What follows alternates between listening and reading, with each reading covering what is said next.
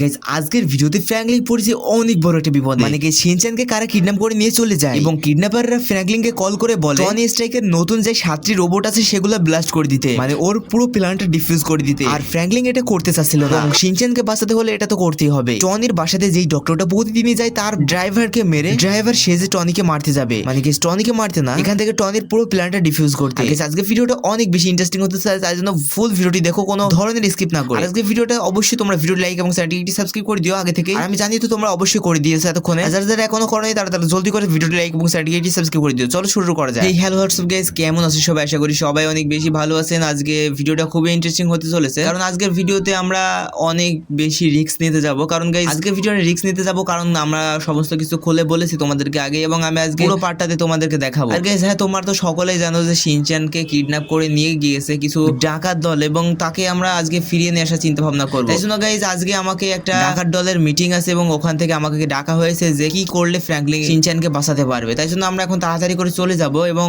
ডাকাত দল আমাদেরকে কি বলে এবং কি কাজ করতে বলে, চার বিনিময়ে আমাদেরকে ফ্র্যাঙ্কলিনকে ফিরিয়ে দেবে, সেটা আমরা দেখি। চলো তাড়াতাড়ি করে চলো যাওয়া যায়। ফাইনালি আমি দেখতে পারছো ওখানে চলে এসেছি। এখন তাড়াতাড়ি করে আমাকে যেটা করতে হবে সেটা হচ্ছে যে ওরা আমাকে বলেছিল যে মিটিং করবে, কিন্তু ওরা আমার জন্য একটা চিঠি রেখেছে এখানে, ওই চিঠিটা আমাকে পড়তে হবে। মানে গাইস ওখানে কি লেখা আছে সেটা আমাকে দেখতে হবে। এই তো সামনের মনে হচ্ছে ওই চিঠিটা আমাকে বলেছিল যে একটা লাল বক্সের ভিতরে দেওয়া আছে। এই জন্য গাইস আমরা লাল বক্সের ভিতর থেকে কি চিঠিটা বের করে ফেলি। এই তো গাইস আমি চিঠিটা বের করে ফেলেছি, এখন তাড়াতাড়ি করে পড়ে ফেলি। চিঠিতে তো লেখা আছে অনেক বড় একটা কাহিনী। মানে গাইস চিঠিতে লেখা আছে টনি স্ট্রাইক, মানে আমাদের এখানে আয়রন ম্যানের যেই কভার আছে, মানে ওই অ্যাভেঞ্জার্স এর অনেকগুলো অ্যাভেঞ্জার্স এর নতুন স্যুট তৈরি করেছে, এবং টনির ওই স্যুট গুলো আমাকে ব্লাস্ট করতে হবে, এবং টনির স্যুট গুলো পুরোপুরি ভাবে ধ্বংস করে দিতে হবে। মানে টনিকে গাইস পুরোপুরি ভাবে টনির যে নতুন প্ল্যানটা আছে সেটা পুরোপুরি ভাবে ধ্বংস করতে হবে, তাহলে শিনচ্যানকে আমাদেরকে ফিরিয়ে দেবে। হ্যাঁ গাইস শিনচ্যানের জন্য তো আমাদেরকে এটা করতে হবে, তাই জন্য আমরা এখন তাড়াতাড়ি করে সেই প্ল্যানটা সাজিয়ে ফেলি, এবং আমরা ওখানে যাওয়ার জন্য দেখতে পাচ্ছ আমরা আবারও গাড়িতে উঠে পড়েছি। গাইস হ্যাঁ, আমি আজকে মিশনটা খুবই শর্টলি করব, কারণ গাইস আজকে আমি একটা উপায় পেয়েছি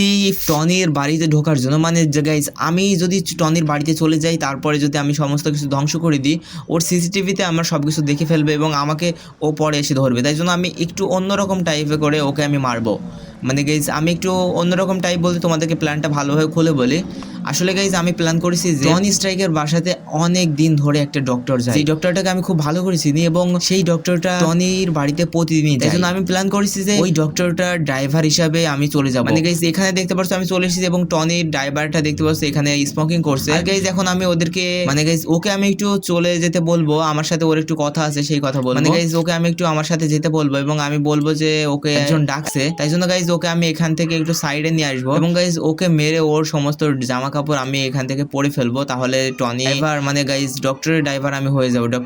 মানে ডক্টর মিথান নাম ওনার, আর উনি প্রতিদিনই আমাদের টনি স্ট্রাইকের বাড়িতে যায়। তাই জন্য গাইজ দেখতে পাচ্ছ ওকে আমি ডেকে ফেলেছি টনির মানে গাইজ ডক্টর মিথানের ড্রাইভারকে, এবং ওকে আমি এখনই মেরে ফেলবো, এবং ওর ড্রেসটা আমি পরে ফেলবো। গাইজ ও আমাকে বারবার বলছে কিসের জন্য ডেকেছো। গাইজ ওকে আমি গাইজ দেখতে পাচ্ছ ওর উপর আমি গানটা করেছি, এবং আমি ওকে বলছি যে একেবারে চুপ থাকবি। আর এই তো গাইজ দেখতে পাচ্ছ মেরে দিয়েছি।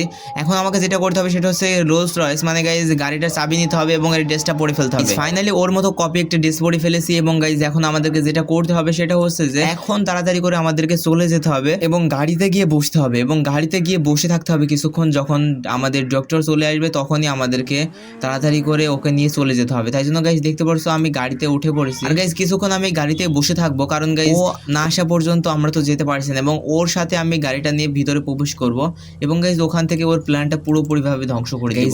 অনেকক্ষণ ধরে ওয়েট করার পরে ফাইনালি গাইজ দেখতে পারছো এখান থেকে ডক্টর মিথান আসছে, এবং গাইজ এখন আমরা তাড়াতাড়ি করে যেটা করবো সেটা হচ্ছে যে আস্তে করে ওনাকে তুলে নিয়ে এখান থেকে চলে যাব টনি স্ট্রাইকের বাসাতে। এবং গাইজ হ্যাঁ উনি আমাকে বলে যে টনি স্ট্রাইকের বাসাতে যেতে, আর গাইজ হ্যাঁ আমরা এখন তাড়াতাড়ি করে চলে যাব টনি স্ট্রাইকের বাসার দিকে। এই তো গাইজ ফাইনালি দেখতে পারছো অনেকক্ষণ ধরে রাইড করার পরে ফাইনালি আমরা টনি স্ট্রাইকের বাসায় চলে এসেছি।